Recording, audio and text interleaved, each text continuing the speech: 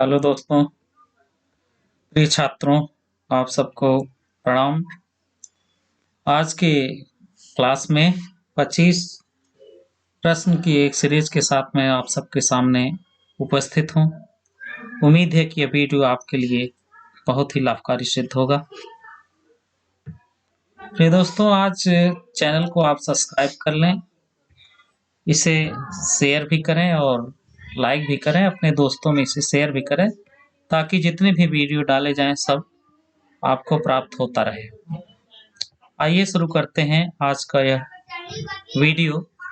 प्रश्न 1 है, किस एक प्रदेश में सन 1935 ईस्वी के अधिनियम के अंतर्गत कांग्रेस की मंत्रिपरिषद परिषद का गठन नहीं हुआ था? तो पंजाब में। प्रश्न नंबर 2 है, बौद्ध संघ में भिक्षुणी के रूप में स्त्रियों के प्रवेश की अनुमति बुद्ध द्वारा दी गई थी? वैशाली में। बौद्ध संघ में भिक्षुणी के रूप में स्त्रियों के प्रवेश की अनुमति बुद्ध द्वारा वैशाली में दिया गया था और प्रजापति गौतमी को दिया गया था। आनंद के आग्रह करने के बाद भिक्षुणी के रूप में स्त्रियों के प्रवेश की अनुमति दी गई थी। संघ में प्रवेश नहीं, स्त्रियों को प्रवेश वर्जित था। अगला है, 4 वेदों में से 4 वेद में से किस एक में जादुई माया और वशीकरण का वर्णन है? ऋग्वेद में। ऋग्वेद में जादुई माया और वशीकरण का वर्णन है। अगला है, मार्टेंग्यू चेम्सफोर्ड का रिपोर्ट साइमन कमीशन था। आज का अगला प्रश्न है, भारतीय स्वतंत्रता संग्राम Indian independence movement Indian freedom struggle के दौरान किसने प्रस्तावित किया कि स्वराज को सभी प्रकार के विदेशी नियंत्रण से मुक्त संपूर्ण स्वतंत्रता के रूप में परिभाषित किया जाए? तो यह था दयानंद सरस्वती। अगला प्रश्न नंबर 6 है, शूद्रक द्वारा लिखी हुई प्राचीन भारतीय पुस्तक मृच्छकटिकम जो बहुत ही प्राचीन भारतीय पुस्तक है, उसके लेखक हैं शूद्रक। उनका जो विषय था, एक धनी व्यापारी और एक गणिका की पुत्री की प्रेम गाथा। एक धनी व्यापारी और एक गणिका की पुत्री की प्रेम गाथा मृच्छकटिकम में शूद्रक द्वारा लिखी हुई प्राचीन भारतीय पुस्तक में है। अगला है प्रश्न नंबर 7, नर्मदा घाटी पर सम्राट हर्ष के दक्षिणावर्ती राज्य विस्तार को किसने रोका? पुलकेशिन सेकंड ने।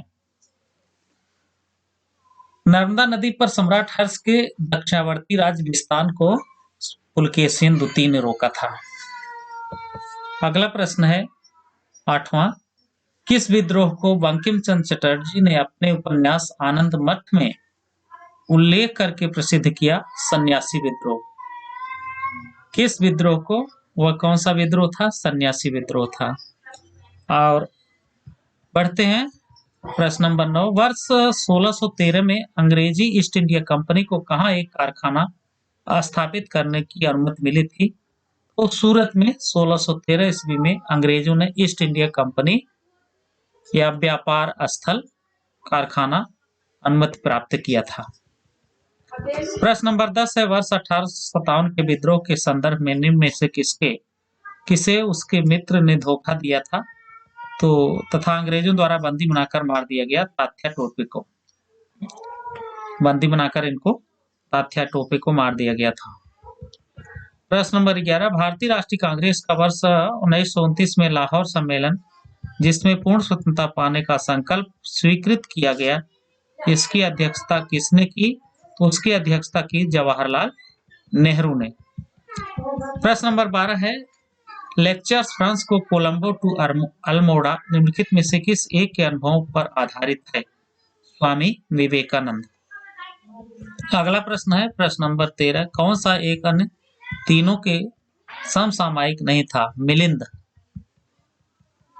अगला प्रश्न नंबर 14 है, 18वें दशक में भारत में लड़े गए युद्धों का निम्नलिखित में से सही कालक्रम कौन सा है? तो पहले लड़ा गया अंबर युद्ध, फिर प्लासी का युद्ध, फिर वांडीवास का युद्ध, फिर बक्सर की लड़ाई। प्रश्न नंबर 15, किस एक प्रदेश में सन 1935 ईस्वी के अधिनियम के अंतर्गत कांग्रेस की मंत्रिपरिषद का गठन नहीं हुआ था पंजाब में? 1935 में अधिनियम के अंतर्गत कांग्रेस की मंत्रिपरिषद का गठन नहीं हुआ था पंजाब में। अगला प्रश्न 16 वर्ष 1939 ईस्वी में कांग्रेस को छोड़ने के बाद सुभाष चंद्र बोस ने किस दल की स्थापना की? फॉरवर्ड ब्लॉक की। प्रश्न नंबर 17 किसने वर्नाक्यूलर प्रेस एक्ट या वर्नाकुलर प्रेस एक्ट निरस्त किया था? तो निरस्त किया था लॉर्ड रिपन ने। वर्नाकुलर प्रेस एक्ट को समाप्त कर दिया था। प्रश्न 18 कौन फेबियन आंदोलन का प्रस्तावक था? Annie Besant. प्रश्न नंबर 19 अक्टूबर 1920 में भारतीय communist party Indian communist party की स्थापना के लिए ताशकंद में एकत्र हुए भारतीयों के समूह के मुखिया थे पी.सी. जोशी। प्रश्न 20 है भारत के किस प्रांत में सर्वप्रथम साम्यवादी सरकार की स्थापना हुई? तो वह प्रांत था केरल। दक्षिण भारत में सबसे पहले साम्यवादी सरकार की स्थापना की गई थी। प्रश्न नंबर 21 कौन एक रिट न्यायालय में कार्यवाही निलंबित होने की दशा में लागू की जाती है? प्रतिषेध। प्रश्न नंबर 22 भारतीय संविधान की प्रस्तावना में पंथ निरपेक्ष शब्द जोड़ा गया। 42वें जो संविधान संशोधन था उसमें जोड़ा गया। भारतीय संविधान की प्रस्तावना में जो पंथ निरपेक्ष शब्द है ये जोड़ा गया। प्रश्न नंबर 23 किस समिति में राज्यसभा का प्रतिनिधित्व नहीं होता है? आकलन समिति। प्रश्न नंबर 24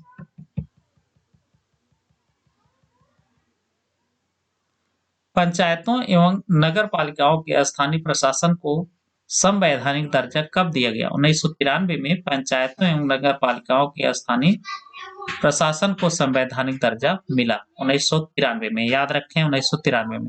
वित्त आयोग का गठन किस अनुच्छेद में है? तो अनुच्छेद 290 में वित्त आयोग का गठन है। तो आज के लिए बस इतना ही। बहुत बहुत धन्यवाद दोस्तों। मेरे चैनल को आप सब्सक्राइब करें, लाइक करें और अपने दोस्तों में शेयर करें। अगर आपको पीडीएफ की आवश्यकता हो तो हमारे टेलीग्राम चैनल को ज्वाइन करें।